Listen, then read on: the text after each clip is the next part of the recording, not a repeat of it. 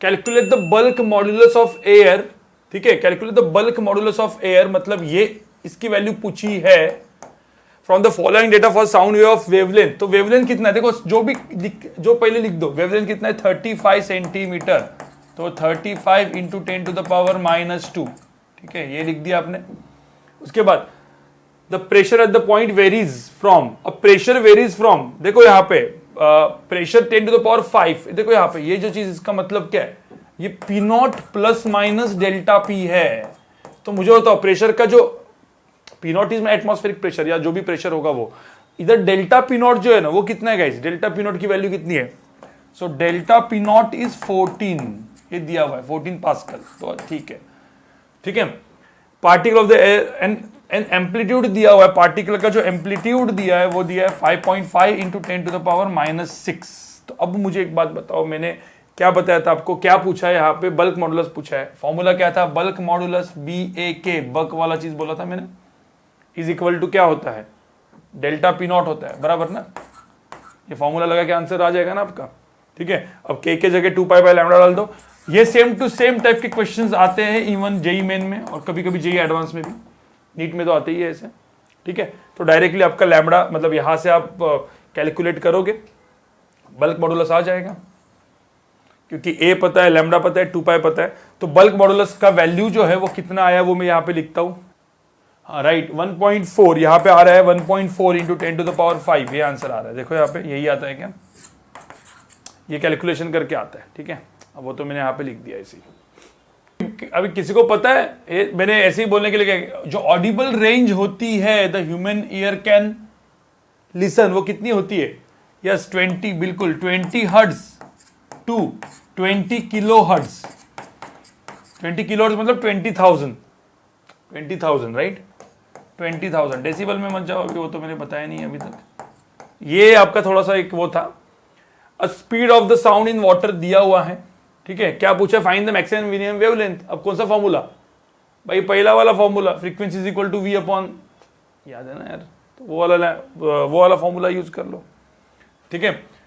तो यहां पे ध्यान में रखना, लैम्बडा देखो, frequency is equal to V upon lambda, तो लैम्बडा कितना आ गया, वेवलेंथ कितनी आ गई, V अपॉन क्या, फ्रीक्वेंसी। तो एक बार क्या डालोगे, lambda 1, lambda minimum, lambda maximum, दोनों आप कर सकते हो। लैम्बडा मिनिमम की वैल्यू क्या होगी, लैम्बडा मिनिमम हो जाएगा V which is 1450 upon lambda maximum which is, sorry frequency maximum which is 20 kilo hertz, तो 20 × 10 टू द पावर 3, और लैम्बडा मैक्सिमम कितना हो जाएगा 1450 डिवाइड बाय 20, बस यही तो मेरा आंसर है, ठीक है, ये मेरा आंसर है। क्वेश्चन नंबर 18 कर लो आप लोग। तुम लोग को ये पता है कि डेल्टा पी जो होता है ये क्या होता है, delta P not, that is ये, ठीक है, और ये जो होता है वो kx minus omega T plus some phi naught. अब ये फाई नॉट का कुछ वैसे भी काम नहीं है, फाई नॉट मुझे पता है इनिशियल फेज π/4 है, कोई दिक्कत नहीं है। k की वैल्यू अब यहाँ पे एकदम सिंपल, तो मुझे क्या क्या पता है वो लिखो ना यहाँ पे भाई, क्या क्या पता है तुमको, k की वैल्यू क्या पता है 8.18, ठीक है। ओमेगा की वैल्यू कितनी है, ओमेगा की वैल्यू पता है तुमको 2700, ठीक है। और बल्क मॉड्यूलस इंटू ए इंटू के, इसकी वैल्यू मुझे पता है कितनी है 12। मुझे एक बात बताओ, इस केस में डिस्प्लेसमेंट पूछी, ए पूछा है, ठीक है, लेकिन बल्क मॉड्यूलस पता है क्या तुमको, बल्क मॉड्यूलस पता है क्या, बल्क मॉड्यूलस दिया ही नहीं ना यहाँ पे। अब बल्क मॉड्यूलस दिया नहीं, लेकिन तुमको पता है वेलोसिटी क्या होती है, अंडर रूट ऑफ क्या, बल्क मॉड्यूलस बाय डेंसिटी। ये याद करो ना यार, फॉर्मूला था ना यार यहाँ पे, वेलोसिटी ऑफ साउंड क्या होता है भाई, under root of bulk modulus by density. तो हर एक फॉर्मूला आपके दिमाग में रहना चाहिए। मैंने बोला ना फॉर्मूला बेस्ड क्वेश्चन होता है, बस फॉर्मूला लगा के तो आंसर निकालते जाओ। अब मुझे होता है यहाँ पे बल्क मॉडुलस क्या बन जाएगा, वेलोसिटी का स्क्वायर इंटू डेंसिटी। अब यहाँ पे डाल दो, खत्म हो गया तुम्हारा।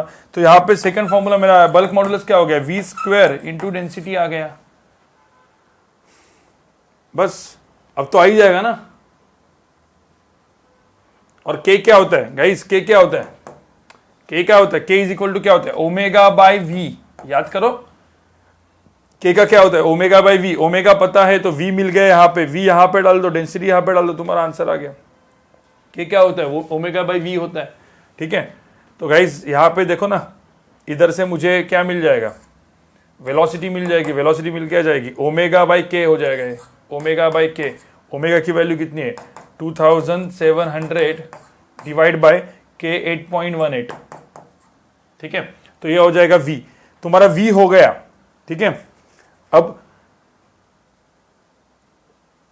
यहां पे देख लो एम्पलीट्यूड a चाहिए मुझे, एम्पलीट्यूड a की वैल्यू क्या होती है 12 divide by bulk modulus into k। ये सब भाई सॉल्व करने का ही चीज है। तो 12 डिवाइड बाय बल्क मॉड्यूलस कितना है v स्क्वायर जो यहां से निकाला इंटू डेंसिटी इंटू k। अब v स्क्वायर जो है यहां पे निकालो, डेंसिटी भी पता है तुमको, वो भी डाल दो, k की वैल्यू भी पता है 8.18, वो डाल दो, तुम्हारा आंसर आ जाएगा। Find the speed of sound in hydrogen gas. Question देखो क्या है, एट 27 डिग्री। तो पहले तो मुझे बताओ, एक चीज ध्यान में रखनी है, क्योंकि कुछ लोगों ने हीट एंड थर्मोडायनामिक्स किया होगा तो उनको पता है कि भाई डिग्री में नहीं लिखते, केल्विन में लिखते हैं, ठीक है। तो यहाँ पे जो टेम्परेचर है वो तो एक्चुअल 27 डिग्री को पहले केल्विन में करना। आपको पता है ना 0 डिग्री कितना केल्विन 273, ठीक है। तो 273 हो जाएगा, ये बच्चों वाली चीजें पता होनी चाहिए, ठीक है। 300 केल्विन नहीं होगी तो अभी हीट एंड थर्मोडायनामिक्स मेरा चालू होगा तब पता चल जाएगी आपको। तो अभी के लिए जिनको पता है 300 केल्विन होता है, ठीक है। Cp by CV is nothing but gamma, जो गैमा हम लोग बोलते हैं it is nothing but Cp by CV which is equal to 1.4। ये 1.4 दिया हुआ है यहाँ पे। R गैस कांस्टेंट दिया हुआ है कितना है 8.31। कोई बोल सकता है कि हाइड्रोजन का मोलर मास कितना होता है? हाइड्रोजन का मोलर मास H2 ना भाई, H2 दो होता है, दो, लेकिन दो क्या होता है वो ग्राम होता है, केजी में कन्वर्ट करना पड़ेगा 2 × 10⁻³ ठीक है, क्योंकि यहां पे सब ऐसे यूनिट होंगे ना भाई वो मोलर इतना चीज ध्यान में रखना। तो ये 2 × 10⁻³ केजी पर मोल ऐसा कुछ हो जाएगा राइट यहाँ पे। तो ये चीज ध्यान में रखना, ये मोलर मास हो जाएगा।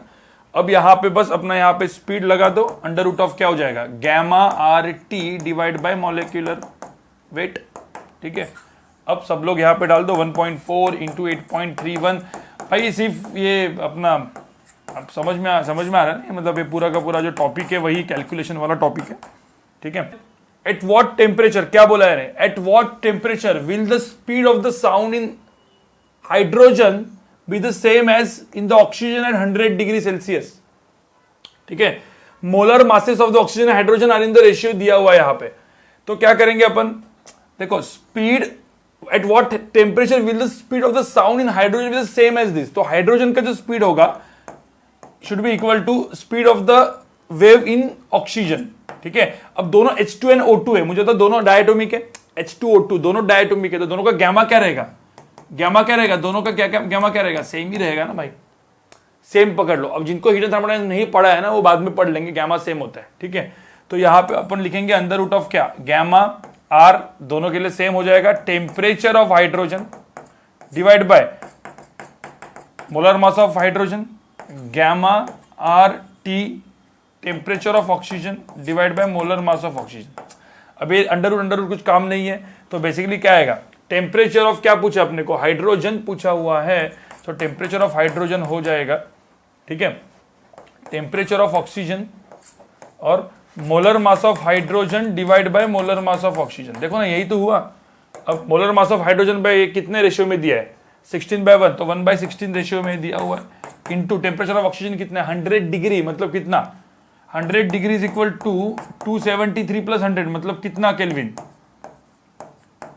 बराबर ना 373 केल्विन राइट।